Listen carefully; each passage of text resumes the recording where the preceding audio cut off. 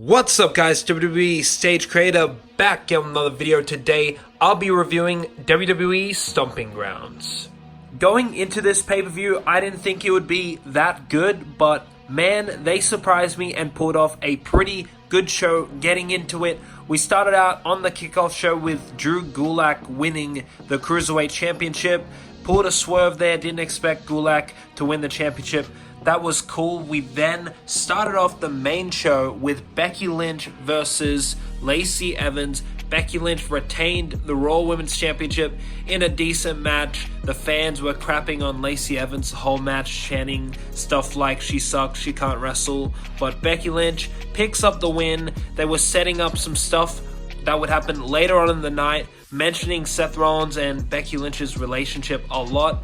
And later on in the night, Lacey Evans did turn out to be the referee. We'll talk about that in just a second. After that, we had Sami Zayn and Kevin Owens take on Big E and Xavier Woods of the New Day. Very thrown together match, but a really good and fun match between these two. Sami Zayn and Kevin Owens, great team together. They picked up the win as they should have here tonight, as they've been losing for the past couple of weeks on television. And Big E and Xavier Woods, who are like 5-time champions, lost to Sami Zayn and Kevin Owens. Maybe they'll become a team full-time.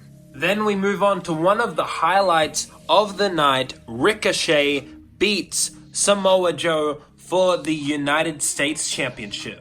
This was a really good match between Ricochet and Samoa Joe. I'd be very interested to see more matches from these two, as they put on a hell of a showing here tonight. But it looks like we are moving on from Samoa Joe to AJ Styles later on in the night. The club came up to Ricochet in the back when he was taking his photos, and it looks like we're gonna get an AJ Styles heel turn. He'll be with the club and we'll have a nice heel faction on Raw, which would be awesome.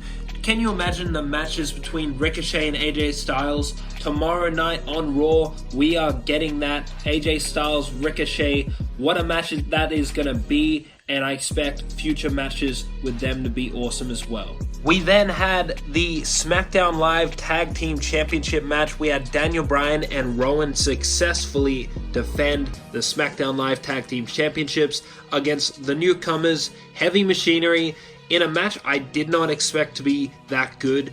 It was a really entertaining and good match. Bit slow to start off with, but really good stuff. Heavy Machinery, I didn't think they could wrestle at all, but they put on a hell of a showing tonight, showing off their athleticism, flying all over the place, doing crazy athletic things. And Daniel Bryan was on fire because he was in Tacoma, Washington, I'm pretty sure, and he's from Aberdeen, Washington, so the fans were on fire for him, and he wrestled like he hasn't wrestled in ages. It reminded me of babyface Daniel Bryan. He was doing really awesome stuff in that match, and these two won the match, retained the championships with a roll-up as they should.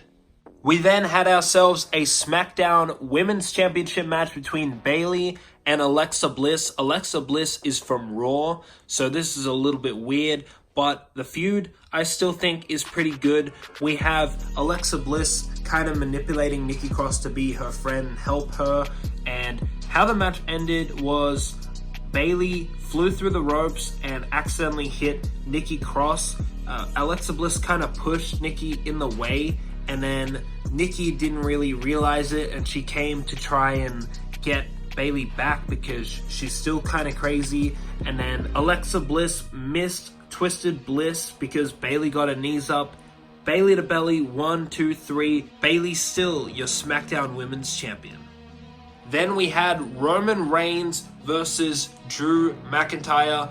Bitter rivalry. They had a hot start, brawling on the outside of the ring. This was way better than their WrestleMania match because of the involvement of Shane McMahon, and the excitement at the end was way up there. Roman Reigns had the match won, but Shane McMahon pulled out the referee, and then Shane hit this flying coast to coast onto Roman Reigns from one side of the ring to the other. Roman Reigns fought through it, getting rid of Shane McMahon from the ring, hitting another spear on Drew McIntyre and picking up the win. We then moved on to Kofi Kingston defending the WWE Championship against Dolph Ziggler inside a steel cage. I don't think this match was as good as my figure match. Go check it out if you haven't. Mine was way more fun than this match, but they basically just had a normal match inside of a steel cage. Some use of it, but went on a bit long.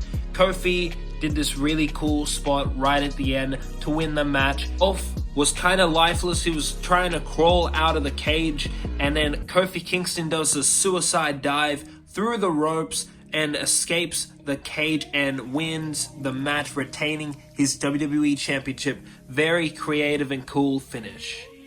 We then moved on to the main event, Seth Rollins versus Baron Corbin, with a special guest referee picked by Baron Corbin. Baron Corbin was actually super smart. He picked Lacey Evans, and Seth Rollins has been taking out all the wrestlers who have lined up to be the special guest referee for Baron Corbin's match with a steel chair, but since Baron Corbin picked Lacey Evans, Seth Rollins isn't going to hit a woman. He's not going to hit a woman with a steel chair.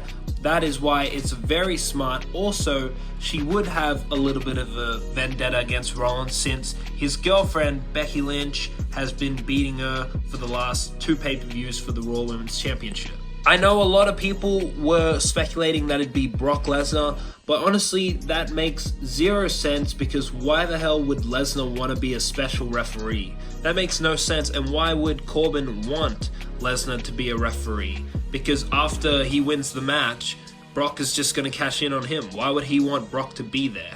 Makes no sense, so I'm glad Brock wasn't the referee. Why would it be anyways? But they actually had a pretty decent match, these two. Better than their Super Showdown match. Basically, the whole match, Lacey Evans is just screwing over Seth Rollins, changing, like, Baron Corbin went through the announcer's table on the outside with a power bomb, and Lacey Evans refused to count Corbin out, actually changing the rules to say that there is no countouts. I don't know how that is allowed, but anyways, it happened. And then Lacey Evans allowed Baron Corbin to hit Seth Rollins repeatedly with a steel chair, then changed the rules to make it a no disqualification match. Did heaps of slow counts, and then like stopped a 3 count and basically screwed over Seth Rollins the whole match, which was really cool and added a good little element to this match. By the end of it, Lacey was putting her hands on Seth Rollins and then low-blowed Seth, giving Corbin an opportunity to strike and win the match, and then out comes Becky Lynch, attacking Lacey all over ringside. You can't touch the man's man. Becky Lynch helps Seth Rollins, and then Baron Corbin loses to Seth Rollins with a cool reversal he does. He tries to go for end of days. Seth Rollins does like a backflip and then hits a curb stomp, which we did in our figure match too. You're welcome, WWE. Overall, a very good show for something we weren't expecting to be good. The first ever Stomping Grounds pay-per-view was, I would say, a success. Thank you guys so much for checking out my review. Go check out my predictions to see what I got right for this pay-per-view. Go check out all the Stomping Grounds figure matches that I did here on the channel. Please subscribe to this channel for more videos just like this. Leave a like, comment down below, and I will see you guys on the next video.